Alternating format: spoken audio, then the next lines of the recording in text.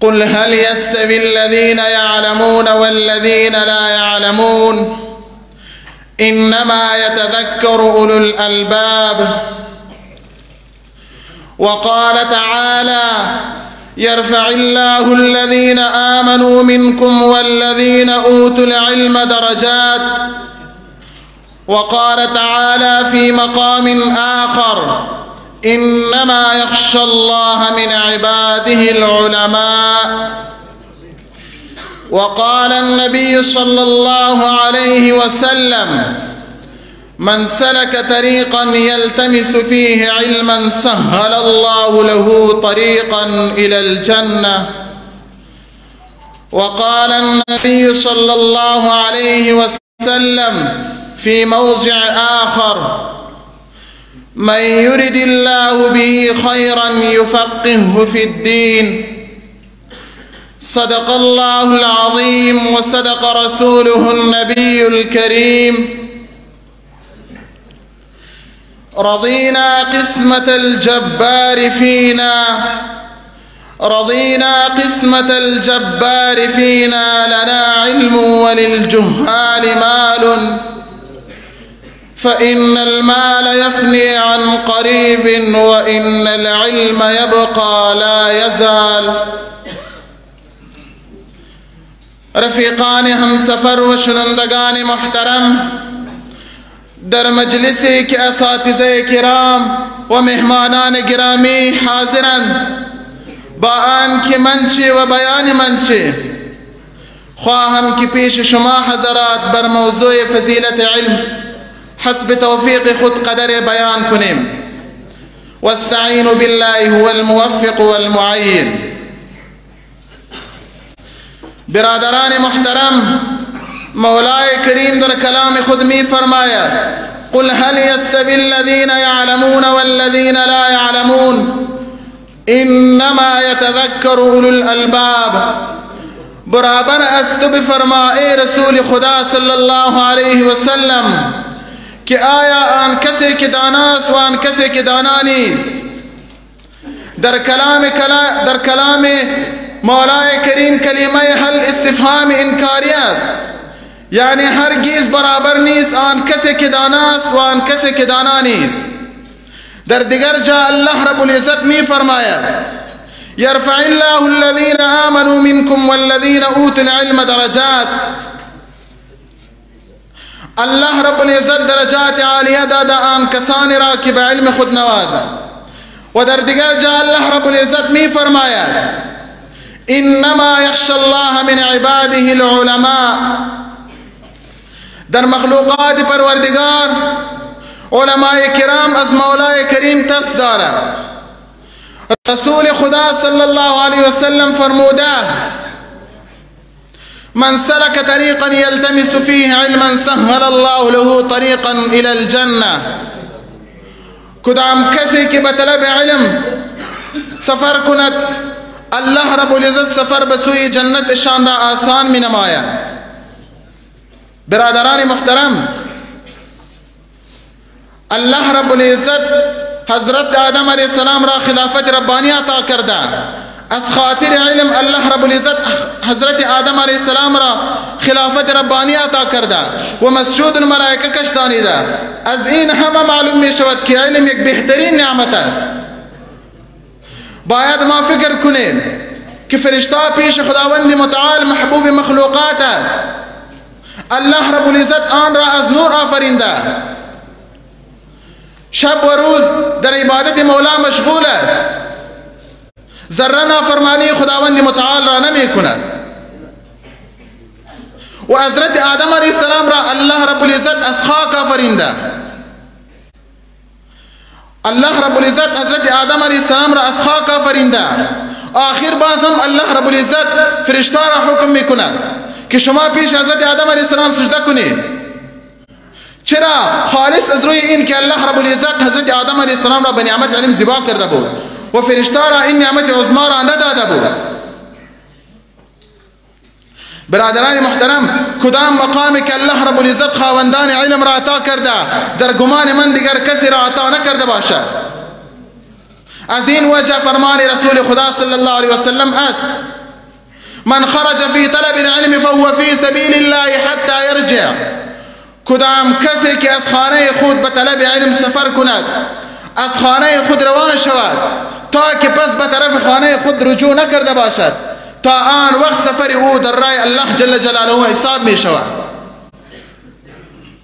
برادران محترم، درکار است که ما و شما از این نعمت عظما را قدرش کنیم که چه رقم برای این علم امام ابو حنیفه رحمه الله خود را وقف کرده بود. امام ابو حنیفه رحمه الله خود را وقف کرده بود، چنانچه امام یوسف رحمه الله و امام محمد رحمه الله. بس من تقریر خود را در یک شعر خلاص میکنم. برو دامن علم گیر استوار، برو دامن علم گیر استوار که علمت رساند بدار القرار وما علینا الا البلاغ. ماشاءاللہ یہ تھے محمد نعیم جو اپنے مادری زبان فارسی میں فضیلت علم کے موضوع پر اپنے خیالات کا اظہار فرما رہے تھے. اب میں اگلے مقرر بسم اللہ درجہ ثالثہ کو دعوت خطاب دیتا ہوں کہ وہ اسٹیج پر تشریف لائے اور سیرت النبی صلی اللہ علیہ وسلم کے موضوع پر اپنے خیالات کا اظہار فرمائے. بسم اللہ درجہ ثالثہ.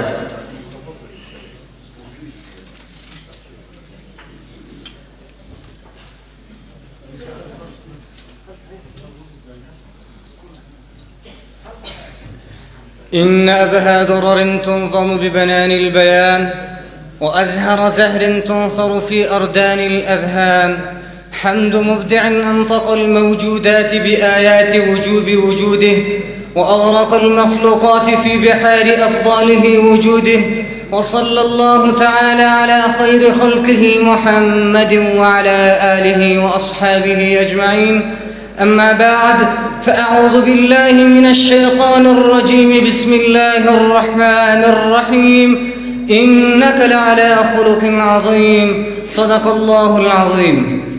وہ دانائے سبل ختم الرسل مولائے کل، جس نے بخشا غبار راہ کو فروغ وادی سینہ، نگاہ عشق و مستی میں وہی اول وہی آخر، وہی قرآن وہی فرقان وہی یاسین وہی طہ.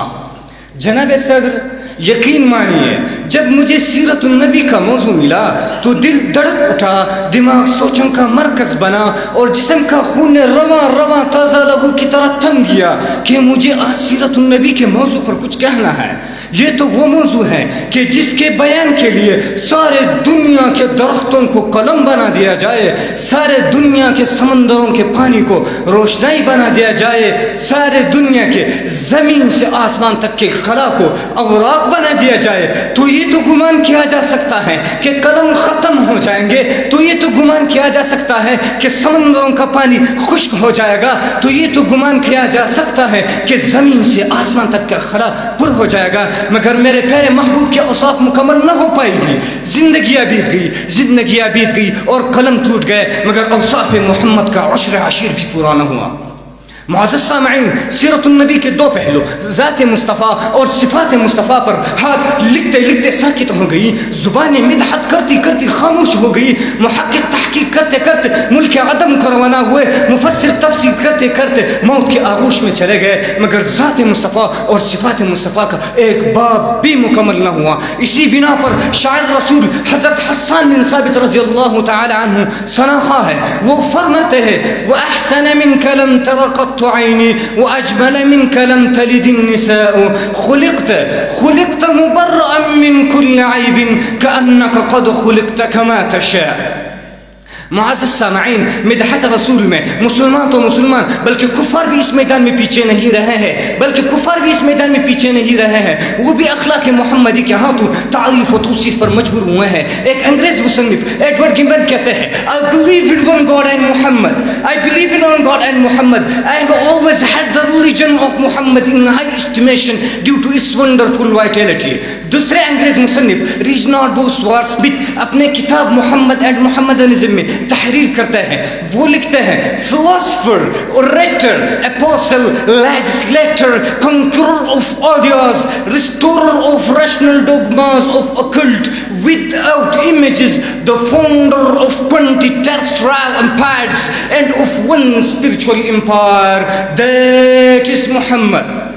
معزز سامعین، تعریف نبوی، توصیف نبوی ہر وقت میں، ہر دور میں، ہر زبان میں ہوتی رہی۔ صاحب پنج گنج نے کتنے ہی بہترین فارسی کے اشعار کہے ہیں۔ وہ فرماتے ہیں زبان تھا بود در دہن جاگیر، ثنائے محمد بود دل پذیر، حبیب خدا اشرف انبیاء کہ عرش مجیدش بود متقا۔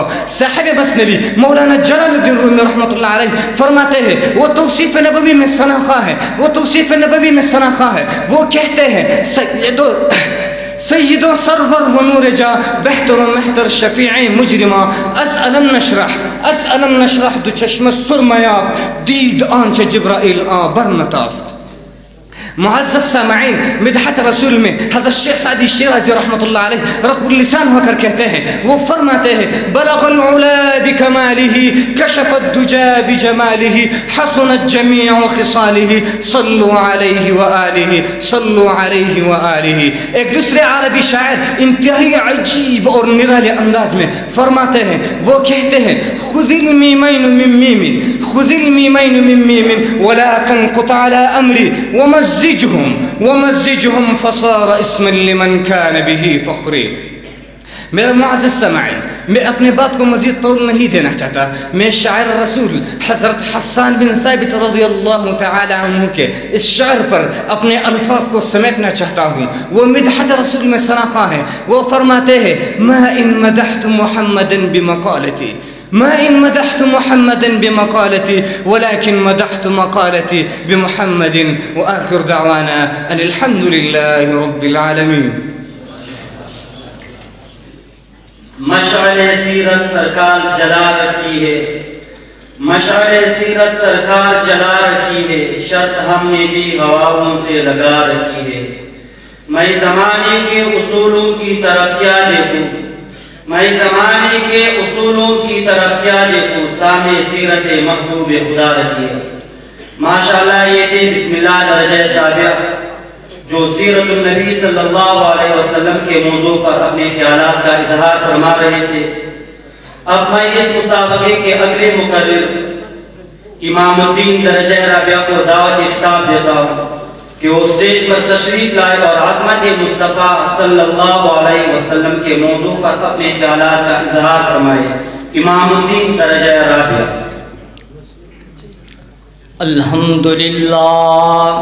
الحمدللہ حمد الشاکرین والصلاة والسلام علی سید الانبیاء والمرسلین وعلى آلہ واصحابہ اجمعین، اما بعد فاعوذ باللہ من الشیطان الرجیم، بسم اللہ الرحمن الرحیم، ورفعنا لك ذکرک، وقال النبی صلی اللہ علیہ وسلم انا سید ولد آدم ولا فخر، او کما قال علیہ الصلاة والسلام۔ انتہائی واجب القدر علماء اکرام اور منصفین اکرام اور طلباء اعزام، آج میں آپ حضرات کے سامنے عظمت مصطفیٰ صلی اللہ علیہ وسلم کے موضوع پر چند لمحے گفتگو کرنے کی سعادت حاصل کرنا چاہتا ہوں۔ دعا ہے کہ رب لم یزل مجھے حق اور سچ کہنے کے توفیق عطا فرمائے۔ سامعین محترم، آپ علیہ السلام کے آنے سے پہلے اس کائنات میں اندھیرا ہی اندھیرا تھا، تاریکی ہی تاریکی تھی۔ ظالم اپنے ظلم میں بڑھ رہا تھا، مظلوم ظلم کے چکی میں پس رہا تھا، عورتوں کو انسانیت کا حصہ نہیں سمجھا جاتا تھا، معصوم بچوں کو زندہ درگور کر دیا جاتا تھا۔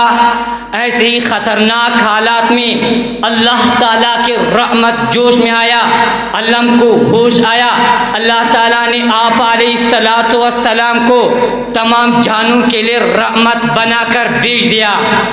شاعر کہتا ہے محمد مصطفیٰ آئے ہر سو اجالا ہو گیا، محمد مصطفیٰ آئے ہر سو اجالا ہو گیا، تاریخ جہاں تھا کس قدر ایک آن میں ضیاء والا ہو گیا۔ توجہ حاضرین مجلس، آپ علیہ السلام کے آنے سے پہلے اس کائنات میں اندھیرا، آپ علیہ السلام سے پہلے جتنے انبیاء اور رسول آئے، ہر نبی اور رسول کی نبوت اور رسالت محدود تھی۔ کسی کی نبوت ایک گاؤں کے لیے تھی، کسی کی نبوت ایک بستی کے لیے تھی، کسی کی نبوت ایک قصبے کے لیے تھی، کسی کی نبوت ایک شہر کے لیے تھی، کسی کی نبوت ایک صوبے کے لیے تھی، کسی کی نبوت ایک ملک کے لیے تھی۔ لیکن میں قربان جاؤں آقا علیہ السلام کی عظمت پر، آپ علیہ السلام کی نبوت کسی ایک بستی یا قصبے یا گاؤں یا شہر یا ملک کے لیے نہیں تھے، بلکہ آپ علیہ السلام کی نبوت تمام دونوں جہانوں کے لیے ہے۔ ہاں جس طرح خدا کی خدائی دونوں جہانوں کے لیے ہے، اسی طرح مصطفیٰ کی مصطفی دونوں جہانوں کے لیے ہے۔ توجہ سامعین مکرم، یہ مصطفیٰ صلی اللہ علیہ وسلم کی عظمت ہے کہ خدا نے مصطفیٰ صلی اللہ علیہ وسلم کو جو چیز عطا کی وہ اعلیٰ ہے، نام دیا وہ بھی اعلیٰ، مقام دیا وہ بھی اعلیٰ، حسن دیا وہ بھی اعلیٰ، وطن دیا وہ بھی اعلیٰ، کمال دیا وہ بھی اعلیٰ، جمال دیا وہ بھی اعلیٰ، جلال دیا وہ بھی اعلیٰ، کتاب دیا وہ بھی اعلیٰ، جماعت دیا وہ بھی اعلیٰ، صورت دیا وہ بھی اعلیٰ، سیرت دیا وہ بھی اعلیٰ۔ اس لیے قرآن کہتا ہے وَرَفَعْنَا لَكَ ذِكْرَكَ، اے محبوب ہم نے تیری تذکرہ بلند و بالا کر دیا۔ توجہ سامنے ذو القدر میری آقا علیہ السلام کے عظمت مقام مرتبہ ایسے اعلیٰ ہے کہ اللہ تعالیٰ کے ذکر کے بعد حضور صلی اللہ علیہ وسلم کے ذکر سے کسی کے ذکر بہتر نہیں، میرے نبی کے شان سے کسی کے شان بہتر نہیں، میرے نبی کے نبوت سے کسی کے نبوت بہتر نہیں، میرے نبی کے سخاوت سے کسی کے سخاوت بہتر نہیں، میرے نبی کے بہادری سے کسی کے بہادری بہتر نہیں، میرے نبی کے اخلاص سے کسی کا اخلاص اعلیٰ نہیں، میرے نبی کے ایمان سے کسی کے ایمان اعلیٰ نہیں، میرے نبی کے علم سے کسی کے علم اعلیٰ نہیں۔ توجہ سامعین مکرم، میرے آقا علیہ السلام کے ایسے عظمت مقام مرتبہ ہے کہ اگر دنیا کے سارے درختوں کے پتے کاغذ بن جائے اور سارے کے سارے درخت قلم بن جائے اور پھر کائنات کے سارے پانی سیاہی بن جائے، پھر کائنات کے سارے انس اور جنس جمع ہو جائے، سرکار دو عالم فخر دو عالم حضرت محمد مصطفیٰ صلی اللہ علیہ وسلم کے عظمت مقام مرتبہ لکھنا شروع کر دے تو یہ تمام چیزیں ختم ہو جائیں گے، لیکن میری آقا علیہ السلام کے عظمت مقام مرتبہ نہیں لکھا جا سکتا۔ میں آپ علیہ السلام کے عظمت میں اتنی ہی کہوں گا، صلاۃ اللہ کلام اللہ، صلاۃ اللہ کلام اللہ، جہاں دیکھا تو یہ دیکھا، جہاں اللہ لکھا دیکھا وہاں محمد بھی لکھا دیکھا، وما علینا الا البلاغ المبین۔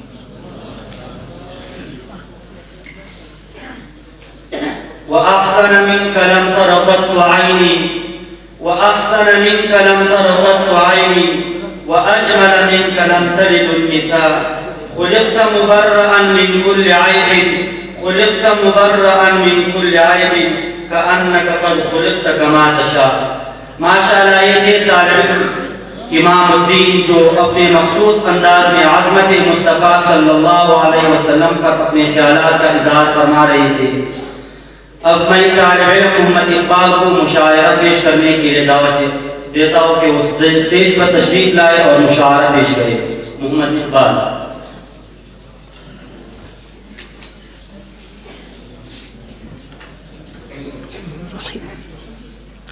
خمست خمار مساتی، خمست خمار مساتی، پروردگار مساتی، دڈیر غربت باوجود خسم سنگار مساتی، خمست خمار مساتی، پروردگار مساتی، دډیر غربت باوجود خسم سنگار مساتی، مور می چې نه د دعا لکه چنار مساتی، او زه خو طالب سړی یم سپین ګیری پلار می ساتي. د جبر نه باغی د انقلاب سړی دی نه مري، د جبر نه باغی د انقلاب سړی دی نه مري، د وخت د گزارونو د جواب سړی دی نه مري، د جبر نه باغی د انقلاب سړی دی نه مري، د وخت د گزارونو د جواب سړی دی نه مري، او د کرکې د نفرت ګناهګاران دی خدای ورک شي، د کرکې د نفرت ګناهګاران دی خدای ورک شي، او د مینې محبت او د ثواب سړی دی نه مري، او د علم دشمنان خو تر کوپره پورې ډېر دي، د مینې د علم دشمنان خو تر کوپره پورې ډېر دي، خو ربه د قلم او د کتاب سړی دی نه مري. دا اساتذه کرامو په مخ کې شعر و شاعري کول انتهایی بې ادبي شمارم، خو یو قسم کې فخر هم دی. شعر دی چې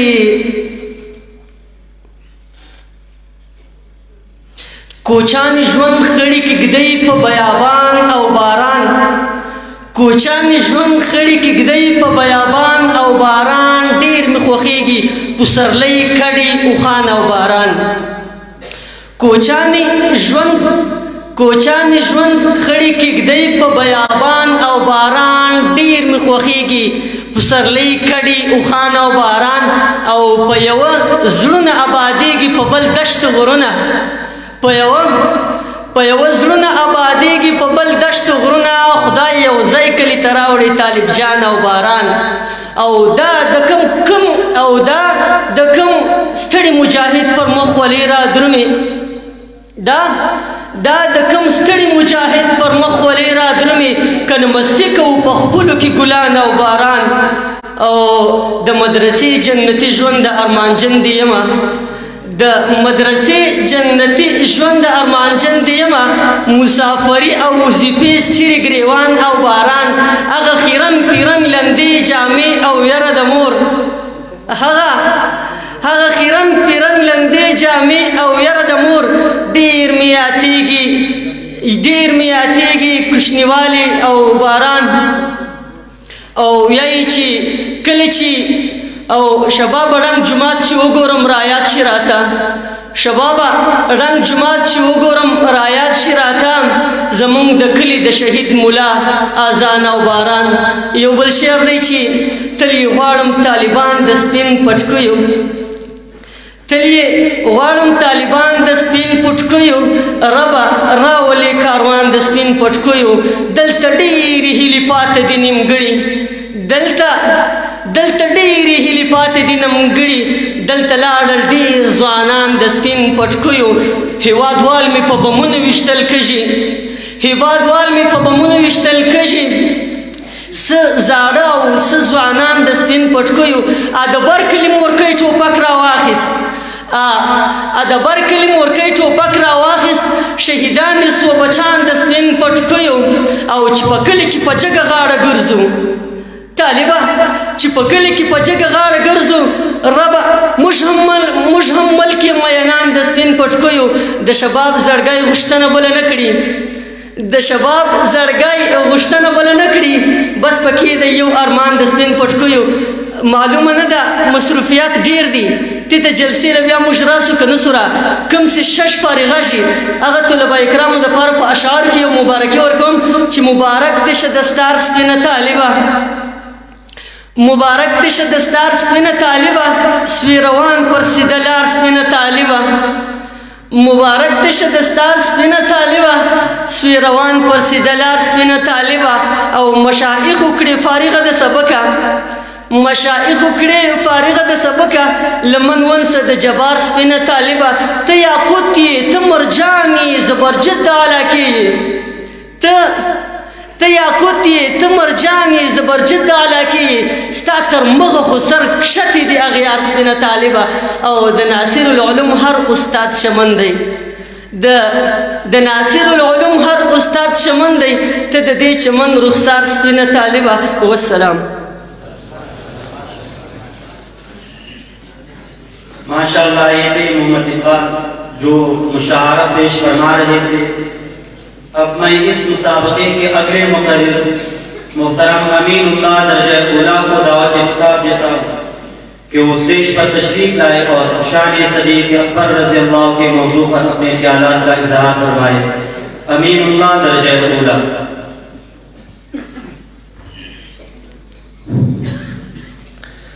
الحمد لله نحمده ونستعينه ونستغفره ونؤمن به ونتوكل عليه ونعوذ بالله من شرور أنفسنا ومن سيئات أعمالنا.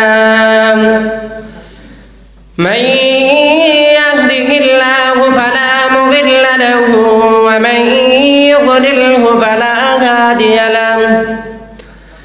ونشهد أن لا إله إلا الله وحده لا شريك له وأشهد أن محمدًا عبده ورسوله. أما بعد فأعوذ بالله من الشيطان الرجيم. بسم الله الرحمن الرحيم.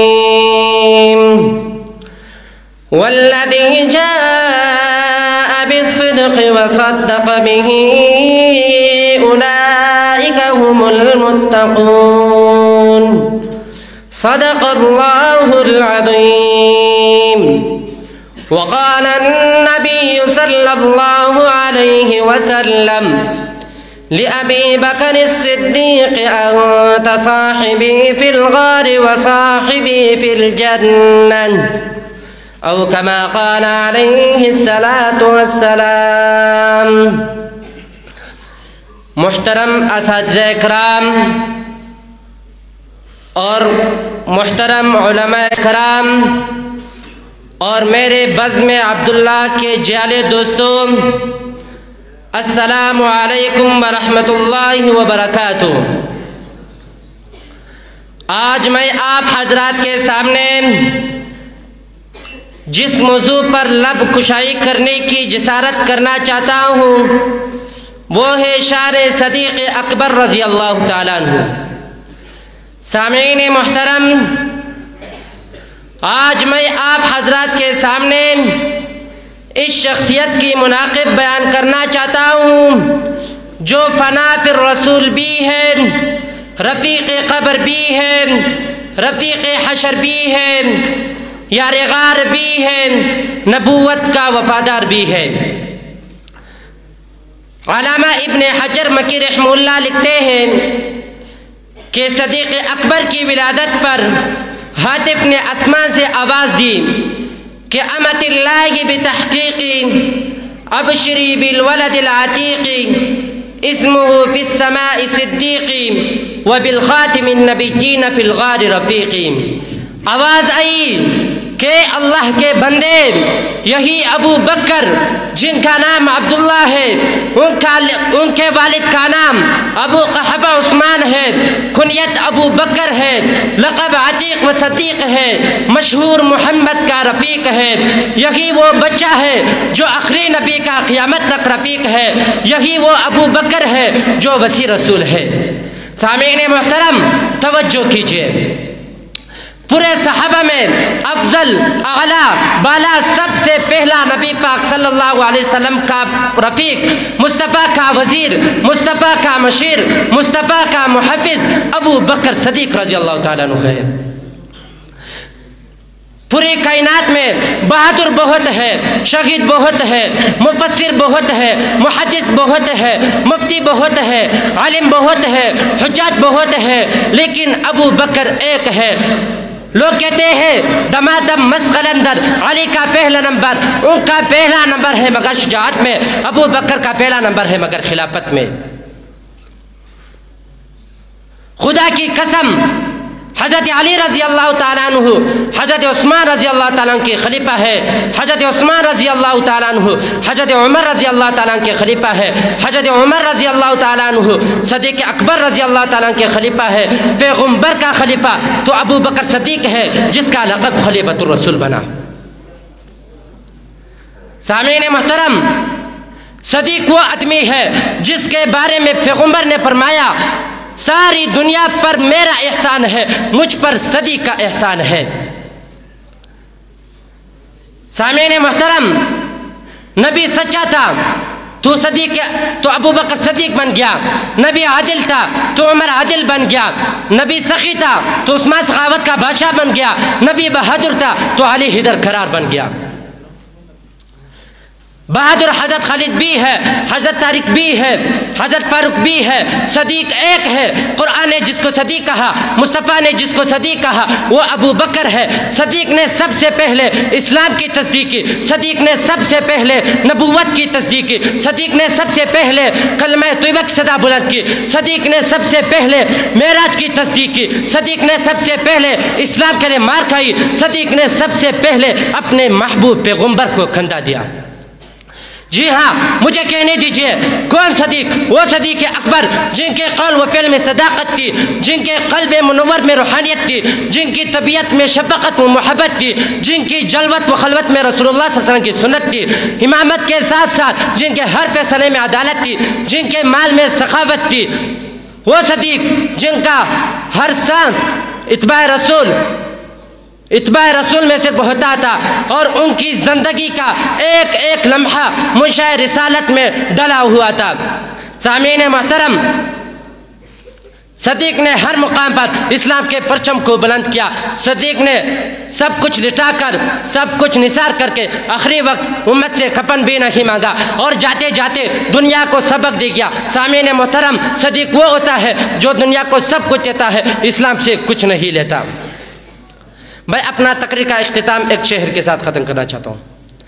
پروانے کو شمع بلبل کو پھول بس، پروانے کو شمع بلبل کو پھول بس، صدیق کے لیے خدا کا رسول بس۔ وآخر دعوانا ان الحمدللہ رب العالمین۔ ماشاءاللہ، یہ تھے امین اللہ جو شان صدیق اکبر رضی اللہ کے موضوع پر اپنے خیالات کا اظہار فرما رہے تھے۔ اب تقاریر کے سلسلے کو موقوف کر کے جامعہ حافظہ کے شعبہ حفظ کے ایک ننھے منھے باکمال طالب علم جنہوں نے مکمل قرآن حفظ کیا ہے، ہمارے جامعہ حافظہ کے شعبہ حفظ کے استاد محترم قاری صدیق اللہ صاحب ہیں، جو کہ انتہائی مخلص اور مشفق استاد ہیں اور اپنے شاگردوں پر بھی انتہا محنت کرتا ہے۔ اس کے محنت کے